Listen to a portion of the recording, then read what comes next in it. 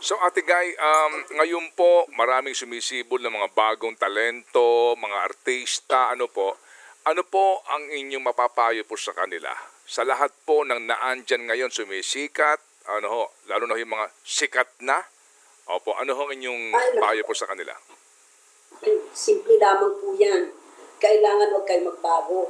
Ano man ang madanasan, nakasikatan ng isang artista o nag-uumpisa pa lamang, ang lagi nilang isipin kung saan sila nanggaling.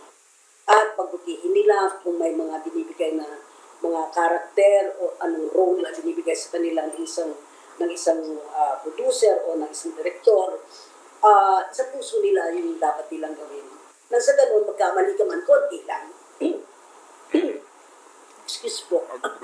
Go ahead po, go ahead. Yun. At mahalin ang mga fans. Kung sino yung naglagay sa inyo niyan, kailangan mo kong kalilimutan at kailangan mahalin mo sila.